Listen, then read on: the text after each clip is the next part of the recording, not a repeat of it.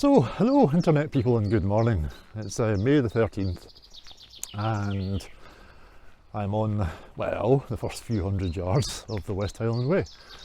I arrived in Milngavie yesterday, stayed at the Premier Inn, which is only a short walk from the start.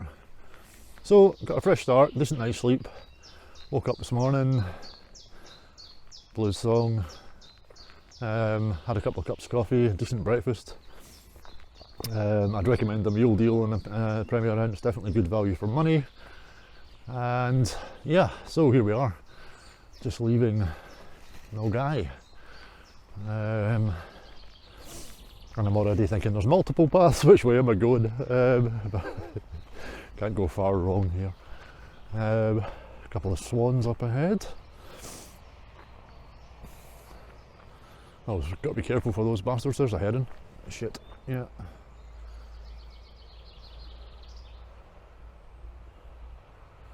So there we go, bit of wildlife already, eh? What was I going to say? Yeah, a couple of cups of coffee in the Premier Inn, 6 out of 10. It's not bad, it's just machine coffee. There's a marker. So as you know, that is what the West Highland Way markers look like. We'll be following those for the next, well, few days. So, on my third cup of coffee of the day, courtesy of Greg's, right next to the start. So, it's also 6 out of 10 because it's machine coffee. Very port in a storm, you know. So, the first day is usually known to be less than interesting. It's got nice bits, you know. Even this is quite nice considering we're still in a city. Lots of bird song, as you saw, herons, swans, all sorts. Opens up a bit as we go, and the destination for today is around about Conic Hill. Can't go any further than Conic Hill because then I'm in the camping exclusion zone. So that means that I would need to go all the way to Rowerdinnan, and that's not happening in one day. So somewhere around Conic Hill is the destination, about 17 miles or so, mostly flat, not too challenging. Quite looking forward to today. It's going to rain at some point.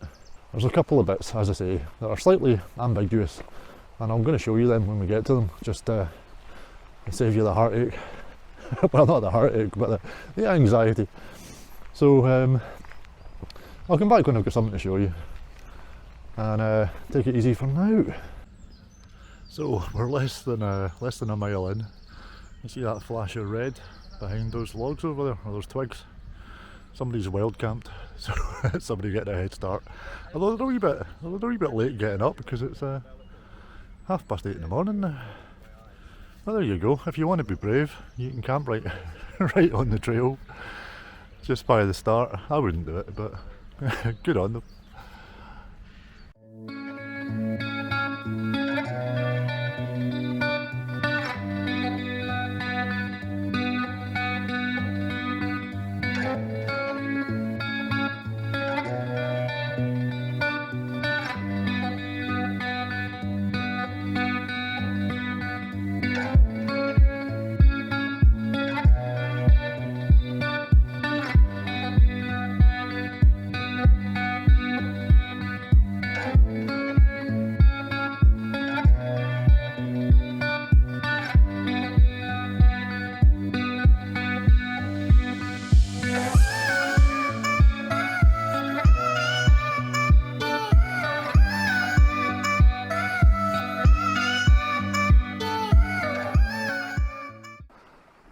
Hello, so it is 3 miles or so into the walk, and I've already stopped. Now, why have I stopped?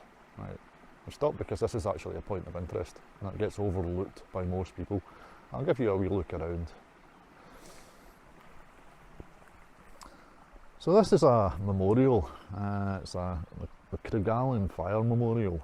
Now, why would you have a memorial to a fire? Well, going back about 100 years to the 1920s, this spot, and it's a nice wee spot. We've got the Mug Duck Lock over there, or Craigallian Loch. I'm not actually very sure what it's called. We'll call it Craigallian Loch, I think that's right. And here we've got a wee burn. It's a stream if you're not from Scotland. And we've got a nice flat area here with a memorial of a fireplace. Now, from the 20s until the 1940s, or 1940, it's said that the fire that was here didn't go out. Now, I don't know how true that is, but certainly for those decades, all of those years, there was pretty much always people here. And the people that were here were people that were leaving the towns and the cities, and they were coming out into the slightly more wild places. A lot of them were heading north, up by there, this path, you know, you follow that, it takes you to Loch Lomond. Obviously, the way we've come is from Glasgow. So, it was a busy place. People stopped here, they exchanged tales about where they'd been and where they were going. Just a wee bit of stuff, you know, about good places to stop. You might get this camera to behave itself. Good places to go, you know, good places to camp, good walks to take, good views, all of that sort of thing was discussed here. But in those times, you know, the 20s, at a time of economic collapse and the Great Depression, into the 30s, the rise of fascism, the rise of Nazism in Germany, the Spanish Civil War. A lot of the people that sat here fought in the Spanish Civil War, they volunteered. And a lot of people that sat around this fire went on to better things. Now, tomorrow we'll pass a statue to Mr. Tom Weir, bit of a legend in Scotland in the outdoor community. We'll go past this statue in Balmaha and I'll be sure and point him out, but he was one of the ones that spent a lot of time at this fire. And a lot of other people went on to better things, lawyers, you know, professors, things like that. And they were instrumental in making sure that we've got the sort of rights of way and the Scottish Outdoor Access Code that we're lucky enough to enjoy today. So I think we owe them a wee bit of a nod, and that's why this memorial's here. Now, this memorial is not here because the West Highland Way goes past. The West Highland Way goes past because this memorial's here. That's how important this place was and the people that sat here were. So if you do come along this way, stop for a second. It's easy to miss. Stop for a second. Maybe look into the embers of a fire that's long gone. Have a wee drink of tea from the water from the burn there. Phantom tea, probably quite astringent, that was brewed on the fire in an old billy can. And give a wee bit of a thought to the many people that sat here 80, 90, 100 years ago, and they gave us the rights of way that we enjoy now. These people were leaving the cities and towns, and they were going out into the country because they knew it was good for their heads. They knew it was good for their health, physical and mental. And a lot's happened in those decades, but that stayed the same. And if you're walking this path, you know that. So, aye, everybody walks past this, and I think it's worth stopping just to clarify a wee bit about why there's a memorial here and who those people were. Anyway, if they were sitting here listening to me rabbit on, they'd tell me to get a fucking move on because I've got a long way to go. So I will.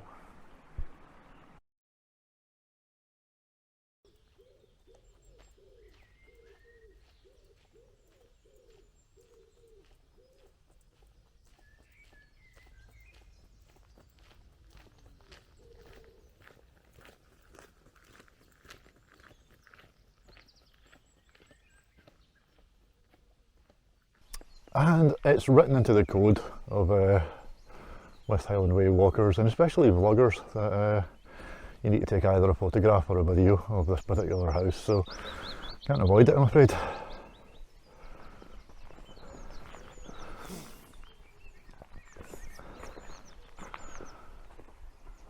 So, 92 miles to Port William. Of course, we're not actually going to Port William, but we're going most of the way. 4 miles down, by my reckoning, about 111 to go. Good times. Alrighty, so here's the signs. Alright, keep Scotland litter free, absolutely. Now, what does that suggest to you? Because it suggests to me that you're going right here on this road. If you go that way, I don't know how long it'll take you to realise you've gone wrong, because you're not, you're going left. Now, we've got a wee thing here saying public footpath to Drimmen. Alright, cool. And underneath that, as you can see, somebody has recently, and it is recent because it wasn't there in August, someone has put in a wee wooden board saying West Highland Way going to the left. Now, if you don't know this, and you're looking at the official sign that's on the tree pointing you to the right, and a handwritten sign here pointing you to the left, there's a wee bit of ambiguity there, is there not? Anyway, answer, as you probably guessed, is we're going left. So when you get here, just pan it around so that you can have a visual cue when you do get here. We're going left, and we go down here for about half a mile, I think, on the road. Always fun. Right, and so we are about 10 minutes walk along the road before we get to this sign, which is pretty obvious. But that's a really nervous 10 minutes if you don't know which way you're supposed to be going.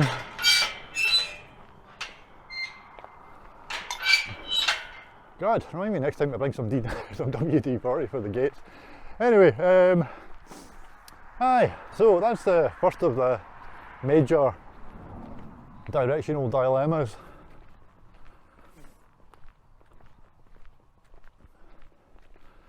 I'm in a Facebook group about the West Highland Way.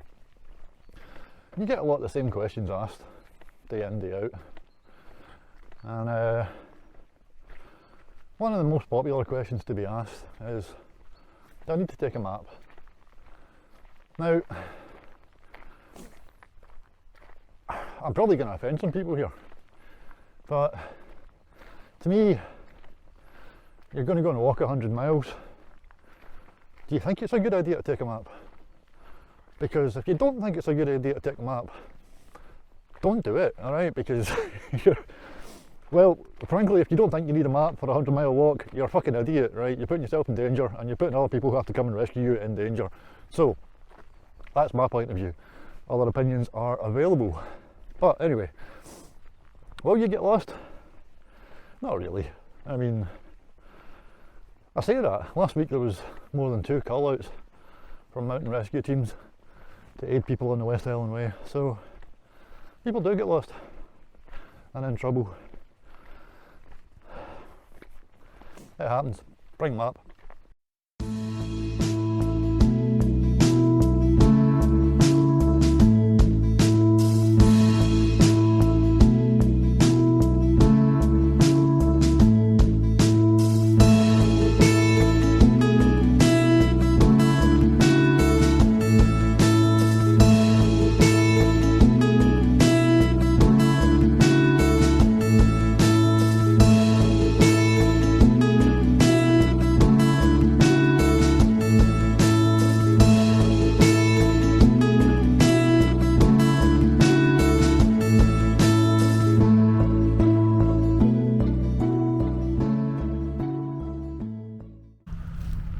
So, it's about 11 o'clock, day one, and that wee bit down, I took some, I'll probably fast forward that bit for the footage. That was quite nice, you know, quite scenic. And then we get to my least favourite bit of day one, which is this. This is an old railway track. It's long, it's flat, and it's boring. There are nice wee bits off to the side if you look. But for the most part, it's really dull. And it's bits like that on day one. People say it's really boring. It's not all really boring. There's some nice views. But oh, there's a. As you can see that very well, but a couple of grouse, I think. Grouse, pheasants, I don't know. They look like grouse to me. Anyway.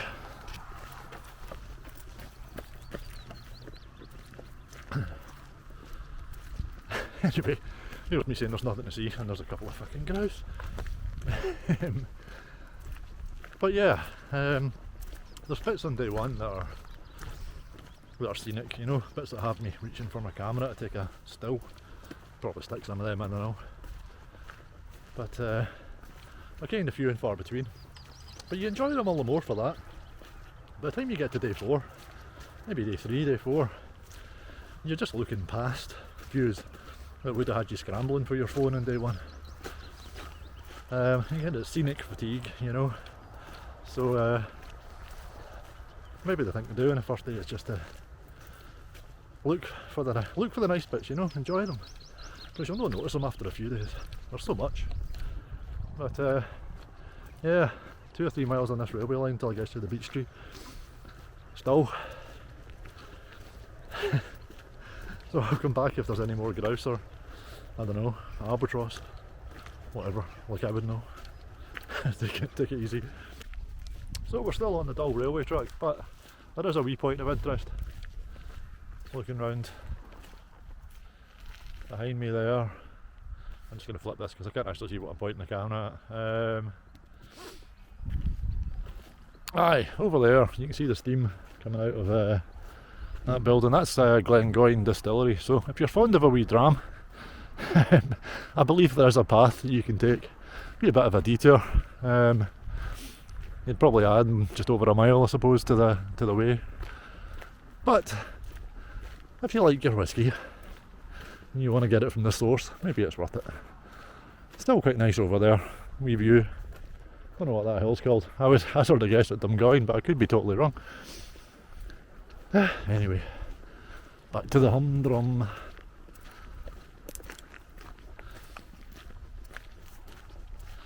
There's a couple behind me.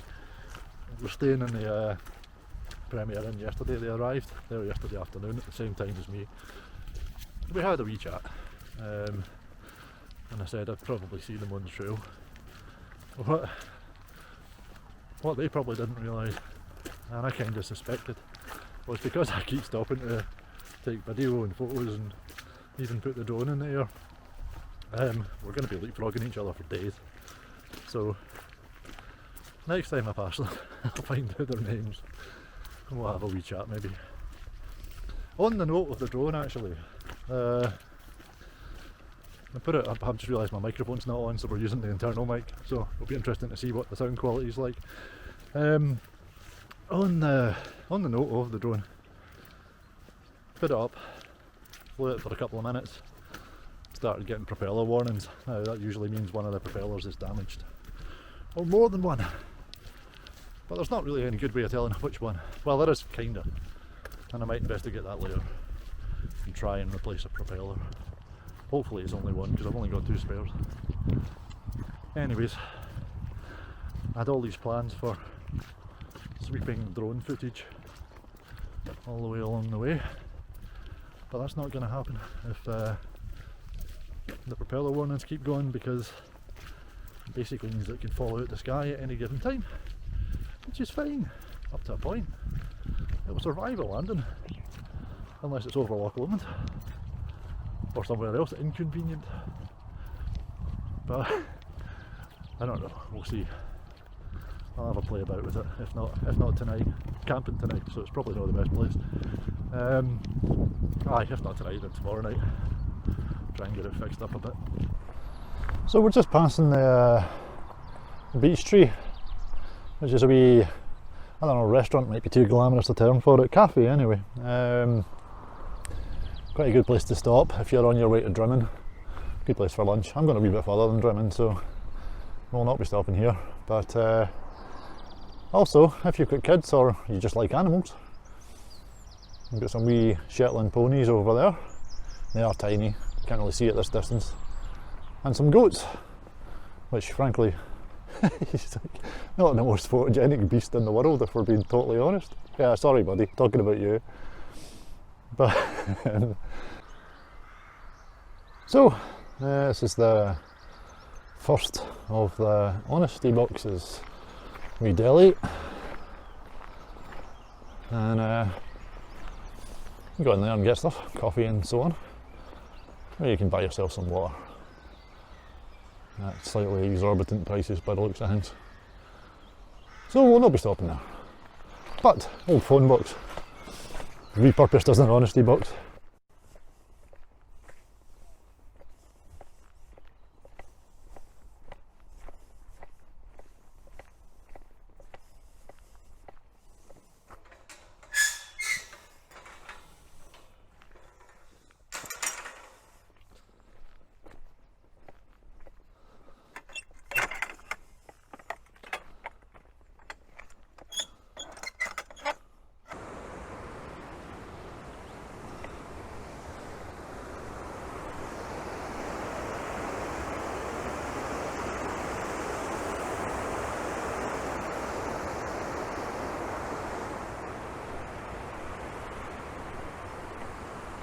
That'll be the first of many waterfalls that I'll end up taking video of.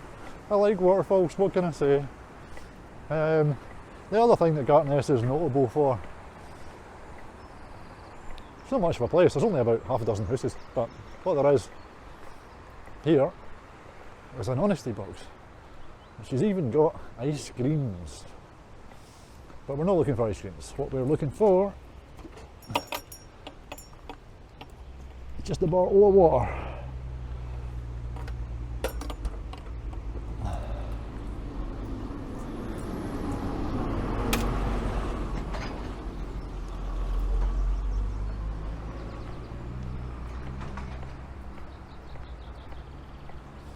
I have this ludicrously complicated system with water, which revolves around having one 1 litre bottle and one 500ml bottle. And I was relying on picking up the 500ml bottle there, or if not there, we will hit another honesty box within about the next half mile, something like that. So one of them would have done, but I'll tell you how it works. Might as well. So, the litre bottle I use to fill up from streams and stuff, because my water purification tablets work on the basis of 1 tablet per 1 litre of water. So what I'll do is I'll fill up I'll get off the road so I don't get hit by a car, and we'll just look over here.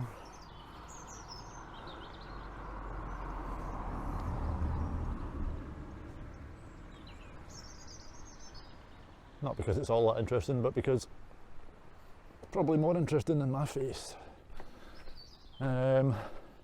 So yeah, I'll fill up a litre bottle from the stream, and I'll drink the 500ml bottle, and once the 500ml bottle is empty, I will pour half of my litre bottle into the 500ml bottle, and then I'll start drinking the other half from the litre bottle. Are you with me so far? When the litre bottle runs out, I know that I've got the 500ml bottle left, and that's all I've got until I find another stream that I can fill up the litre bottle from again. So, basically provides, in theory, a 500ml sort of buffer to stop me from running out of water altogether, because I don't like running out of water. There's another wee bit here that can be quite easy to miss, so I just thought I would video it as I went by. Coming down from Drim and Camping, there's a corner, which I'm at the bottom of. You can see the curve there, and the road comes round like so.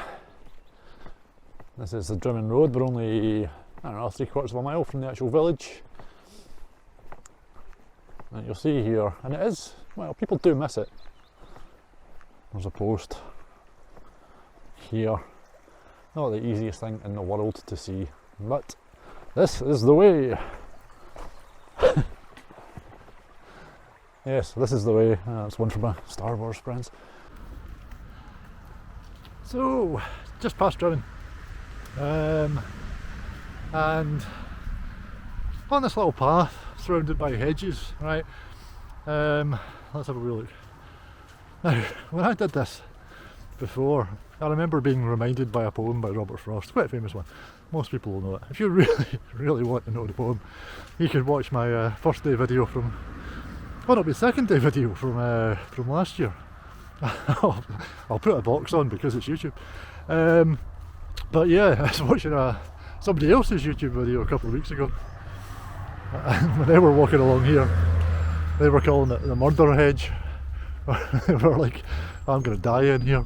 And I just thought it's kind of funny the different perspectives people have. I think it's quite tranquil.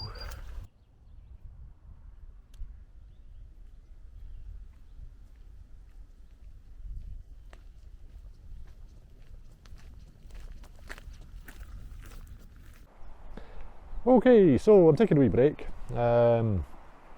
because I've got time to kill.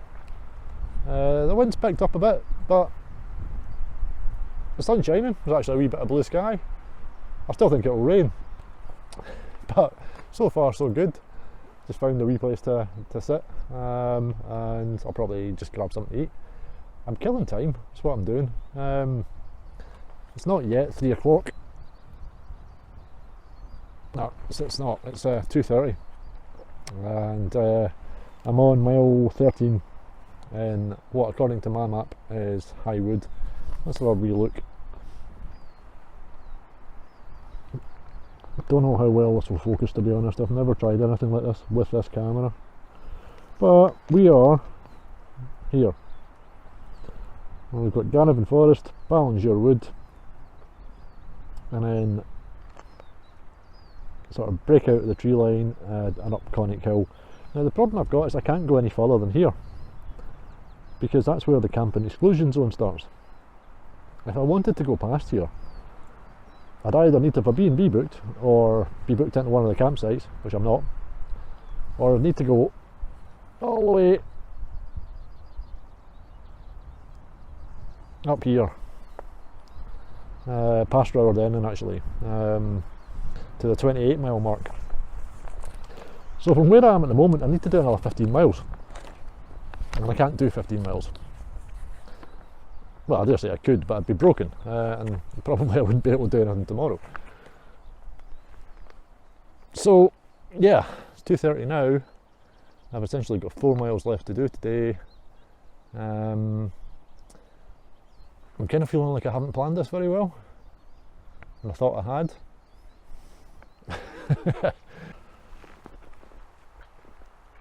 So getting a wee bit higher, some nice views behind me. They're going to get a lot better shortly, but good enough for now. And just ahead we've got, you see a sign there, Drimmen one way, Aberfoyle the other, and a marking under it, which is not a West Highland Way marker, it's a Rob Roy Way marker. The Rob Roy Way starts in Drimmen and ends in Pitlochry, and this is where it crosses the West Highland Way, which actually is not very well signposted here, but it's not that difficult to see if this bush isn't much higher. If this bush is much higher, you wouldn't see it at all, but there's a sign here that says West Highland Way. So yeah, West Highland Way, Rob Roy Way crossover here. Rob Roy Way I might do. I'm actually literally just 20 yards away from where I was when I last said something, but the reason for that is because there's an information board that I just passed, which shows you where you are on the map, and you know where you're going and where Conic Hill is, and the fact that there's 2 ways to get past Conic Hill, one going over it and the other one going round the side of it, right? And it says the left path takes you around the side and the right path takes you over the hill. Now immediately after that we get to this. It's a fork in the road, and one bit goes uphill to the right and one bit goes downhill. You would be forgiven for thinking that if you wanted to go over Conic Hill, like most people do, then you would take the right hand turn here, but you don't. Well, you could. It will eventually get you back on the path. Eventually, I say. It's a much longer route and there's no real point in it. So anyway, in this case we keep going down to the left, and we will reach, before too long, another sign, much more obvious, which points one way towards Conic Hill and the other way bypassing Conic Hill.